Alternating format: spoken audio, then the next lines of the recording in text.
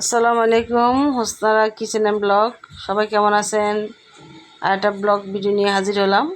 তো এখানে আমি এক কেজি থেকে বেশি বেগুন নিয়েছি। বেগুনগুলো আমি এখন ধুয়ে নিব। ফ্রিজে বেগুনি বানানোর জন্য বেগুনগুলো আমি কেটে সুন্দর করে প্রথমে আমি বেগুনগুলো ধুয়ে নিচ্ছি ভালোভাবে। ধুয়ে পানি ঝরিয়ে নিতে হবে। এখানে 1 কেজি থেকে বেশি আছে, প্রায় 1.5 কেজির কাছাকাছি। তো আমি বাসায় রান্না করার জন্য কিছু রেখে দেব, আর 1 কেজির মতো আমি ফ্রিজে প্রয়োজন করে রেখে দেবো। আসলে আমরা অনেক ব্যস্ত, যেহেতু আমরা অনলাইনে কাজ করতেছি, আমাদের সময় হয় না।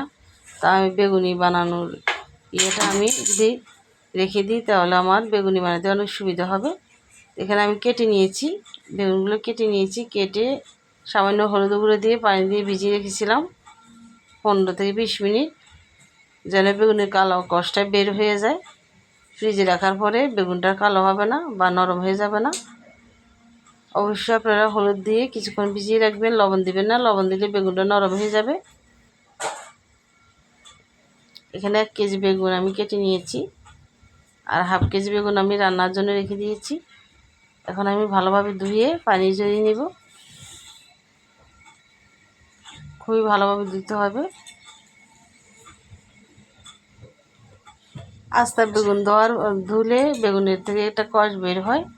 তো আপনারা চেষ্টা করবেন বেগুন কাটার পরে ধোয়ার জন্য। কাটার পরে ধুলে বেগুনটা পরিষ্কার থাকে। এই যে পানি শুকিয়ে গেছে, আমি কিছুক্ষণ ফ্যানের নিচে রেখে দিয়েছি এবং তাওয়াল দিয়ে ভালোভাবে মুছে নিয়েছি। এখন আমি এয়ারটাইট বক্সে রেখে দিব।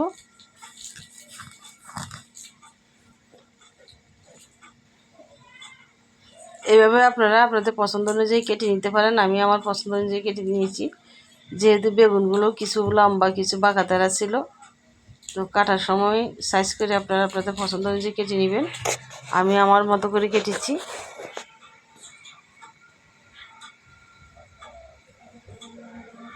এক বক্স হয়ে গেছে, এখন আমি আরেকটা বক্সে নিয়ে নেব।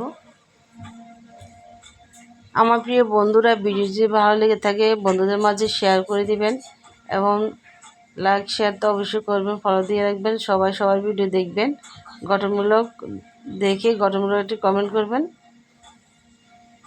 আপনাদের বাড়ি যাওয়ার জন্য এটা গঠনমূলক কমেন্ট করলে ভালো হয়, তা যাতে এই কমেন্টসটা ধরে আমি আপনাদের বাড়ি যেতে পারি।